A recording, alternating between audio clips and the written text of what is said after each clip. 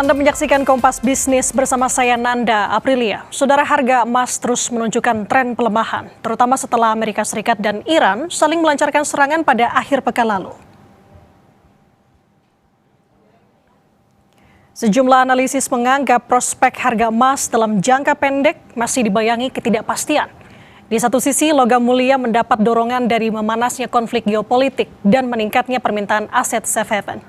Namun di sisi lain, penguatan dolar Amerika Serikat, kenaikan yield obligasi Amerika Serikat, serta sikap hawkish the Fed jadi penghambat rally emas.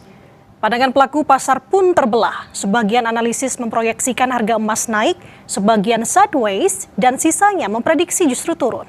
Sementara mayoritas investor retail masih optimis harga emas akan menguat.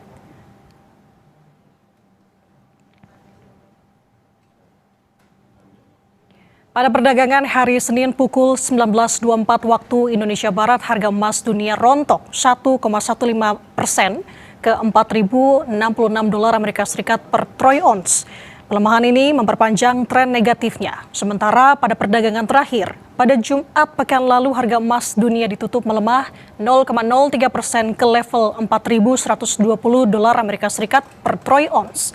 Secara keseluruhan harga emas melemah 1,31% pada pekan lalu, di mana harga emas dunia sempat menembus 4.200 per troy ounce setelah konflik Amerika Serikat Iran memicu kekhawatiran terganggunya pasokan energi melalui Selat Hormuz.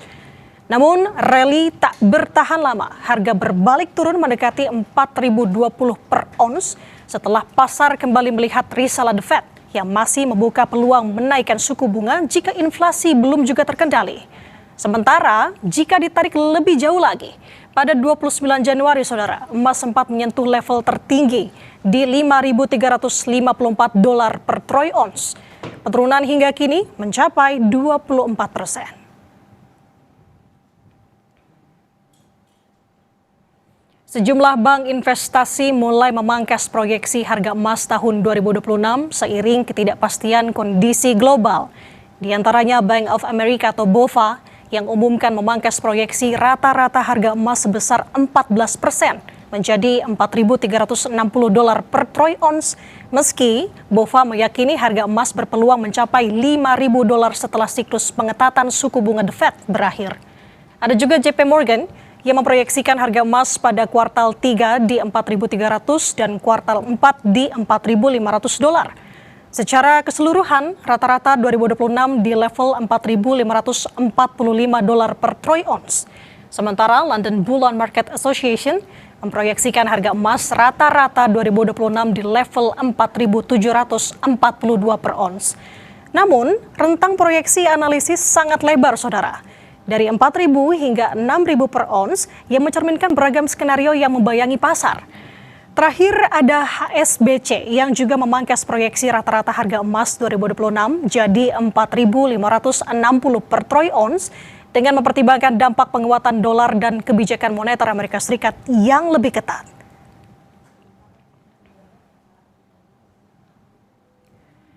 Sementara kita beralih ke dalam negeri, harga emas batangan Antam terpantau turun pada perdagangan Senin. Untuk 1 gram emas Antam kini berada di level Rp2.635.000. Berdasarkan data resmi situs logam mulia Antam, harga emas Antam turun Rp20.000 dibandingkan pada perdagangan hari Minggu yang ditutup di Rp2.655.000 per gramnya. Sementara itu, harga buyback atau pembelian kembali juga melemah. Penurunan juga mencapai Rp20.000 jadi Rp2.395.000 per gramnya dibandingkan perdagangan pada sehari sebelumnya. Spread atau selisih antara harga jual dan buyback saat ini berada di kisaran Rp240.000 per gram.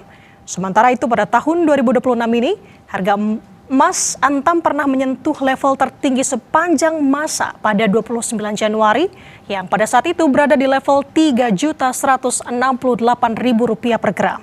Penurunan harga hingga saat ini mencapai 17%.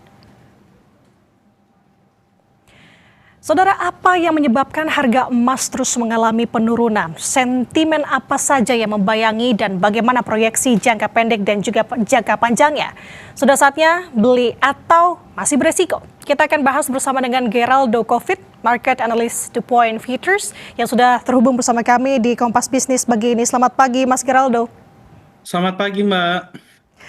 Oke, Mas Geraldo, sebelum kita lebih spesifik menanyakan mengenai kondisi emas saat ini, tapi kalau Anda melihat harga emas kan terus tertekan belakangan ini. Dari analisis Anda, Mas Geraldo, sebenarnya faktor utama apa yang membuat harga emas terus turun saat ini?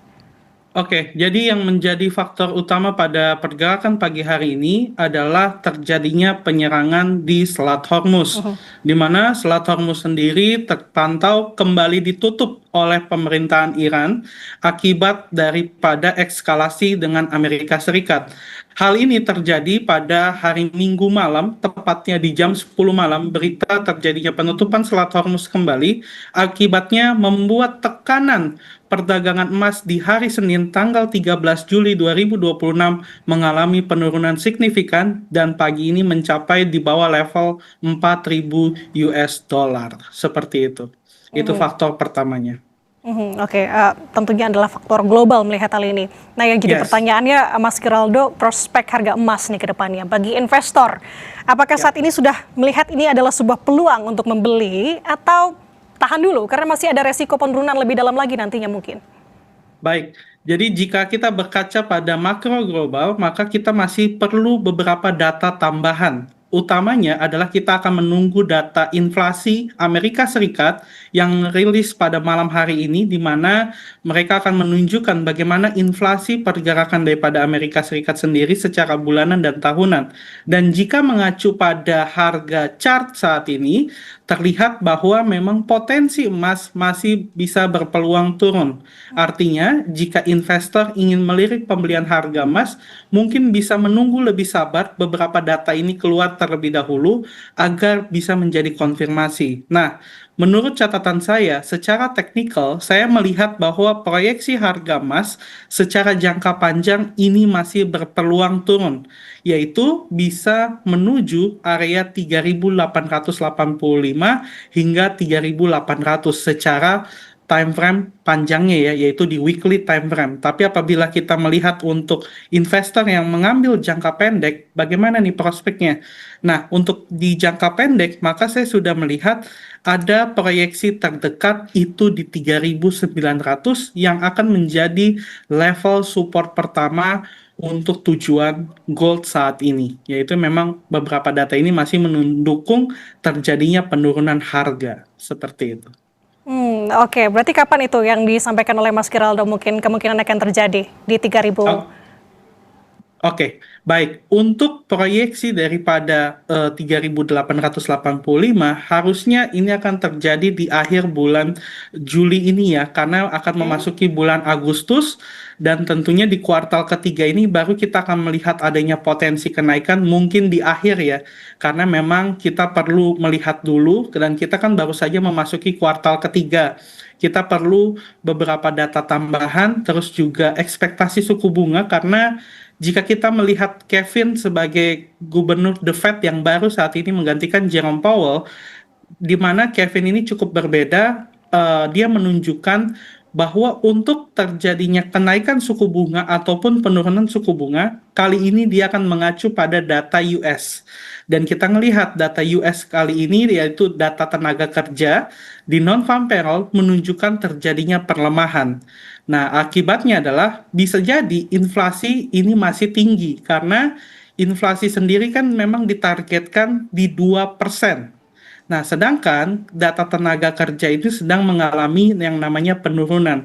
Akibatnya, inflasi belum bisa nih di bawah 2% dan kebijakan suku bunga lebih tinggi itu masih bisa terjadi. Sehingga untuk investor yang ingin mengambil pembelian emas, mungkin bisa menunggu di kuartal ketiga bulan Agustus, di bulan September untuk menjadi proyeksi pembelian kembali.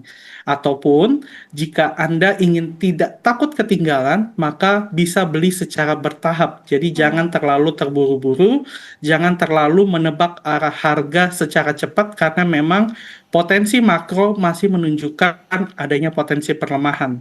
Seperti itu di emas. Oke, jadi bertahap ya, jangan langsung melihat kondisi saat ini. Nah, tadi sudah disinggung oleh Mas Geraldo, bahwa data-data ekonomi kita tahu data-data ekonomi Amerika Serikat khususnya yang akan dirilis dalam waktu dekat ini. Nah, tadi Mas Geraldo menyinggung mungkin proyeksinya akan menurun begitu ya. Akankah ini mempengaruhi ekspektasi pasar yang ujung-ujungnya akan berdampak ke pergerakan harga emas, Mas Geraldo?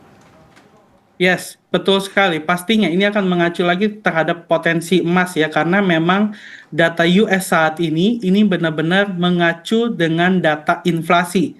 Karena yang kita tahu, ketika terjadinya eskalasi antara Iran dan Amerika Serikat, itu yang terjadi adalah kenaikan harga minyak. Nah, kenapa minyak bisa naik? Ketika minyak naik ini, itu akan membuat kenaikan inflasi yang cukup besar. Artinya, banyak negara yang akan mulai kesulitan. Dan ketika inflasi naik, mau tidak mau, suku bunga pun perlu dinaikkan. Dan ketika suku bunga dinaikkan, pastinya akan membuat nilai daripada aset safe haven kali ini emas masih belum menjadi proyek pembelian para investor. Akibatnya investor masih akan memegang dolar, kemudian juga mengincar aset-aset yang jauh lebih menghasilkan seperti obligasi yang tadi disebutkan ya, karena yieldnya masih tinggi dan emas masih belum mendapatkan primadonanya saat ini. Akhirnya ya udah, kita masih akan menunggu bagaimana nih potensinya, apakah data inflasi ini bisa melemah atau tidak, karena ini akan menjadi katalis suku bunga ke depannya di tanggal 29 Juli. Proyeksinya akan terjadi kenaikan 25 basis poin atau malah mengalami penurunan 25 basis poin. Seperti itu.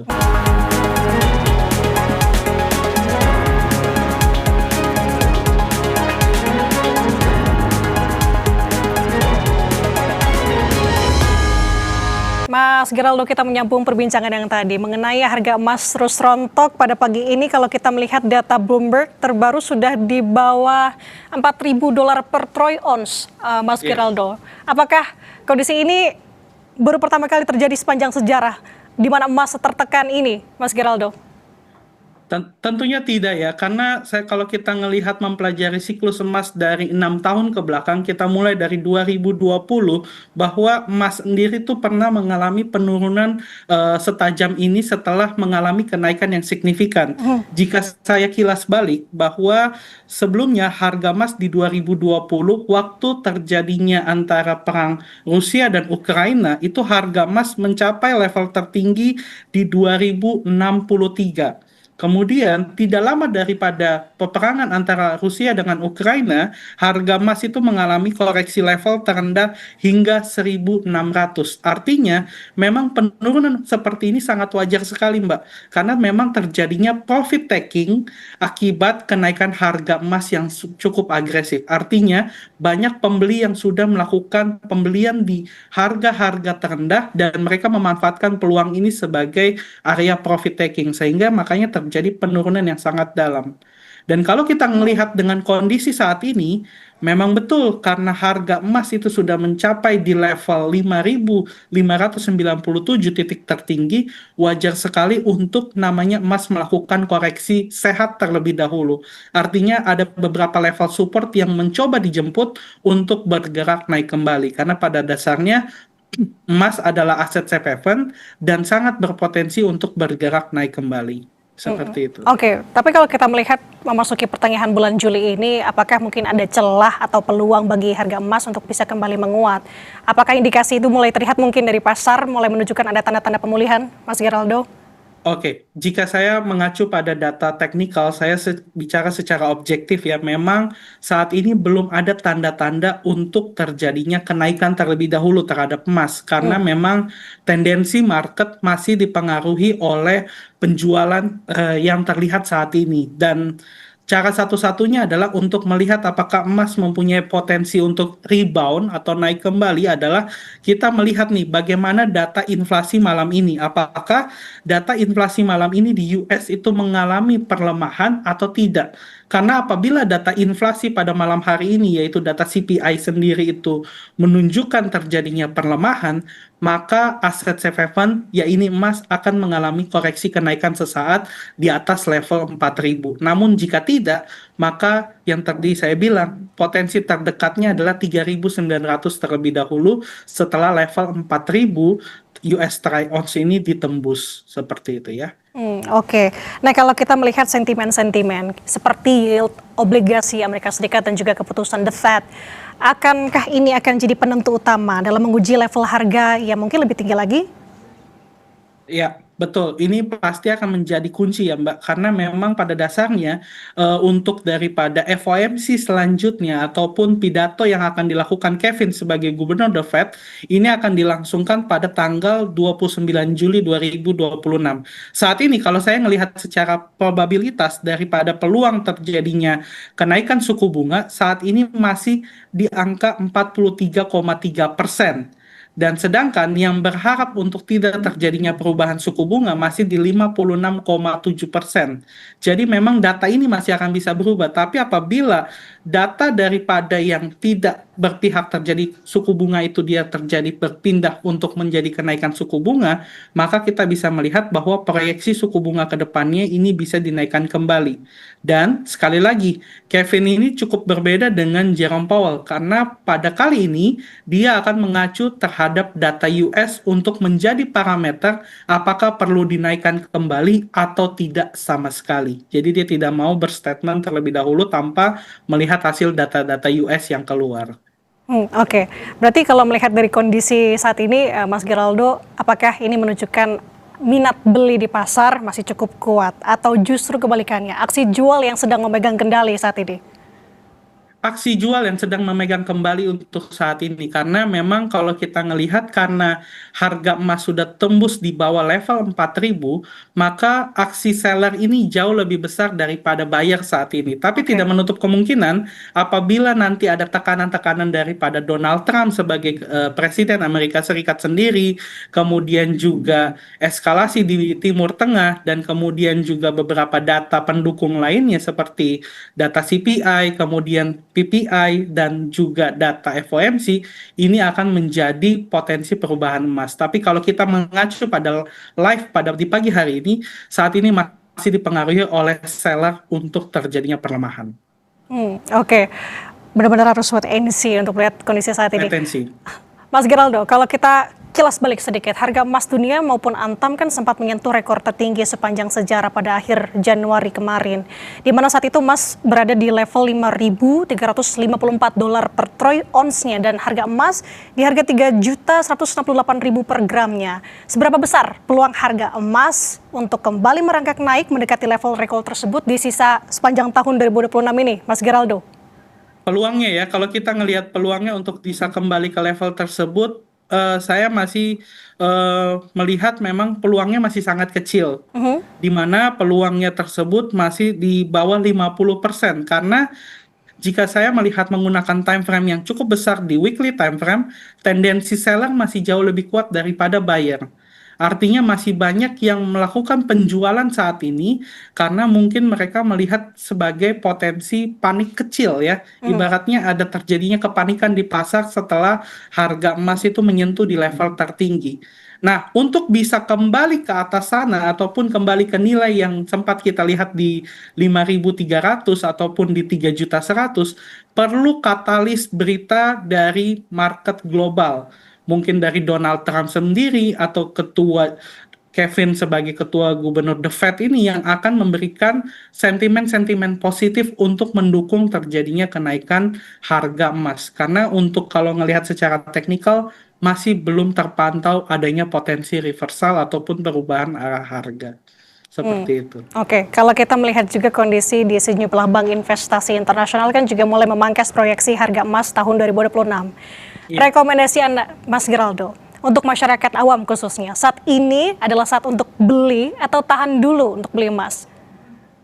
Untuk saat ini saya lebih baik adalah untuk tahan dulu karena ada beberapa level support yang nanti bisa dijadikan sebagai titik pembelian.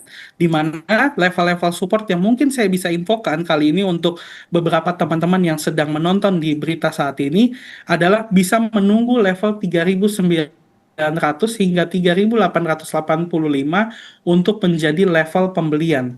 Karena Kenapa saya memantau di level tersebut? Karena level ini adalah level support yang cukup kuat di tanggal 25 Oktober 2025. Ini yang menjadi titik support terakhir sebelum apakah emas ini lanjut turun lagi atau akan kembali rebound pada titik support tersebut ya. Seperti itu. Oke, jadi artinya jangan terburu-buru wait and see. Tadi juga ada saran dari Mas Geraldo untuk sampai dengan kalau di 3.000 kalau baru beli untuk beli emas. Terima kasih atas insight-nya sudah berbagi bersama kami di Kompas Bisnis. Geraldo Gafit, Market Analyst The Point Futures. Selamat pagi Mas, sehat selalu. Selamat pagi Mbak, terima kasih semuanya.